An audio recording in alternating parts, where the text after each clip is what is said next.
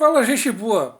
Bom, seria até desnecessário dizer que a fama do mês de agosto, né, já que estamos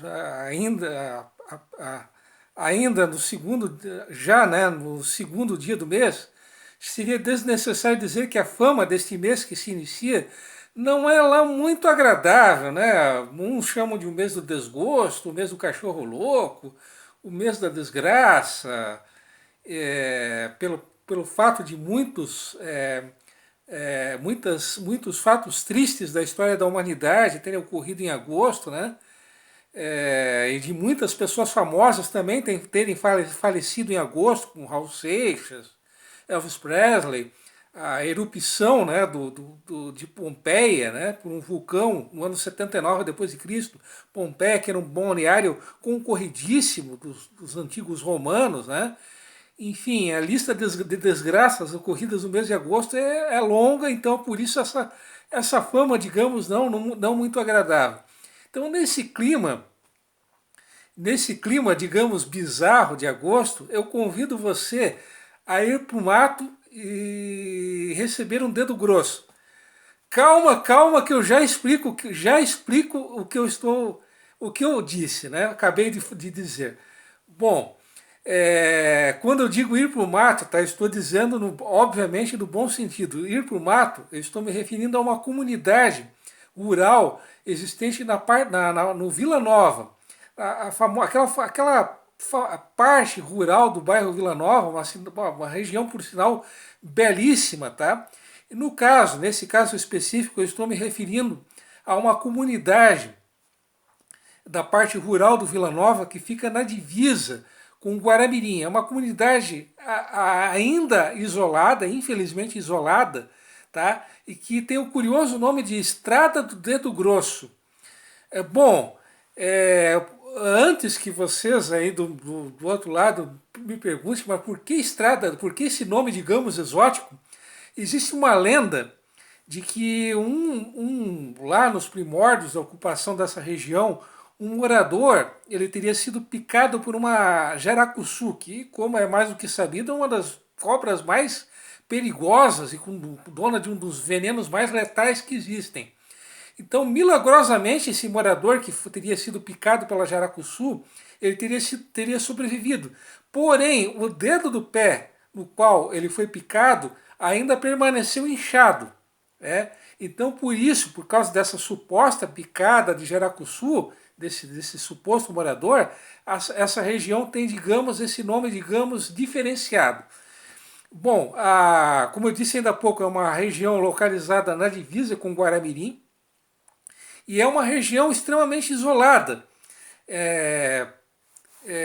principalmente quando chove. Quando chove 4 ou 5 dias consecutivos, torna-se simplesmente impossível se chegar a essa localidade do dedo grosso. Né? E para piorar ainda a situação dos pouquíssimos moradores que vivem lá,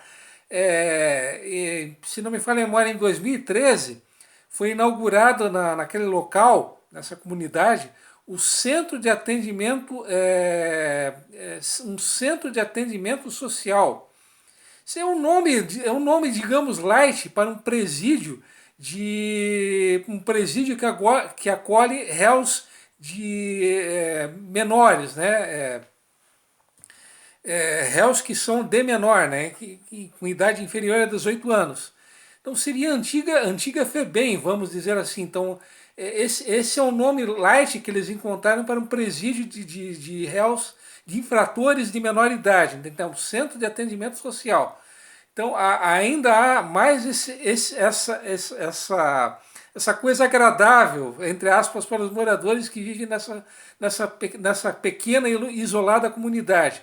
Bom, apesar de um ou outro morador já viver nessa região, acredita-se que só por volta de 1941 é que essa região ela passou a ser propriamente um povoado propriamente dito, que essa região ela começou a receber uma quantidade maior de pessoas.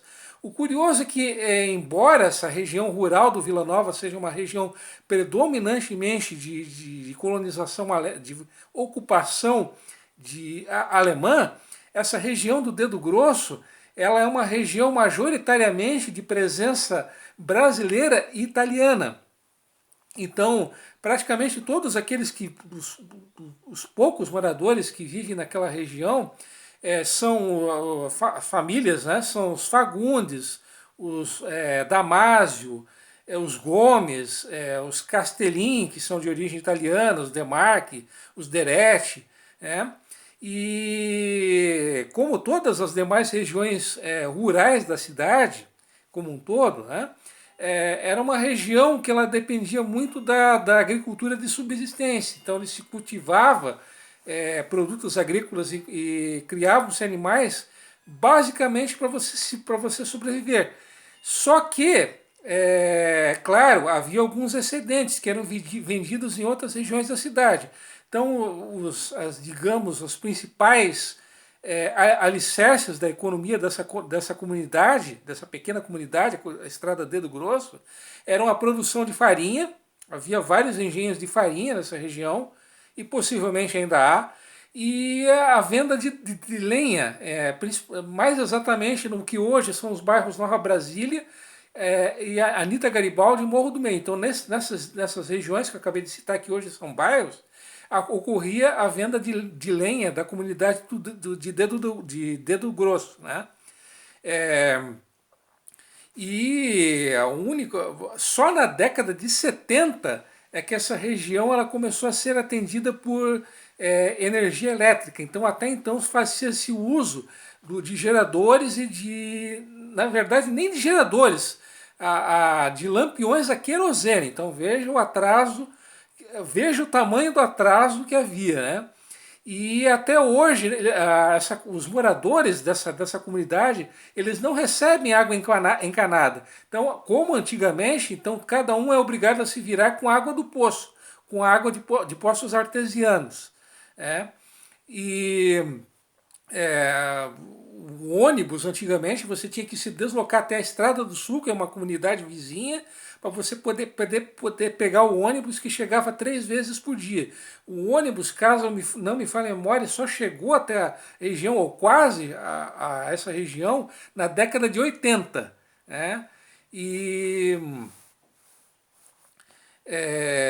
a diversão acontecia na sede do Esporte Clube Canarinho, também na Estrada do Sul. Então, uma das poucas diversões que os moradores da Estrada Dedo Grosso tinham eram os bailes no Esporte Clube Canarinho, na Estrada do Sul.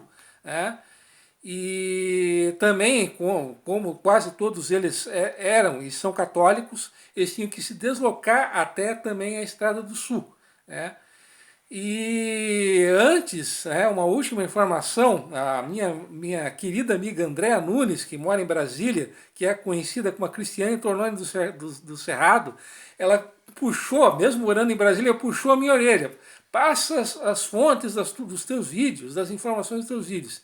Pois bem, as fontes para essas poucas informações que eu acabei de passar a vocês, tá? Foi o livro História dos Bairros de Joinville, que foi publicado em 1992, e ele foi feito por uma equipe de estudantes de história lideradas, né, com a supervisão do Apolinário Ternes, que é uma figura bastante ativa e conhecida em Joinville. Ele foi jornalista, advogado, além, obviamente, historiador, diretor do Arquivo Público, do Arquivo Histórico de Joinville, diretor da Biblioteca Pública de Joinville, enfim, uma figura bastante conhecida e ativa em Joinville. Tá? Então, a fonte foi esse livro e uma reportagem que saiu em março desse ano. Agora, acho que foi no NSC, no portal NSC, e também uma matéria que saiu em 2014, se não me falha a memória, também no portal NSC. Tá? Em 2014, inclusive, houve um protesto dos moradores da região, né? Obviamente, contra o descaso da Estrada Dedo Grosso. Mas era isso aí, pessoal. Então, até o próximo vídeo. Mais uma vez, obrigado pela atenção de vocês. Um abração e até o próximo vídeo.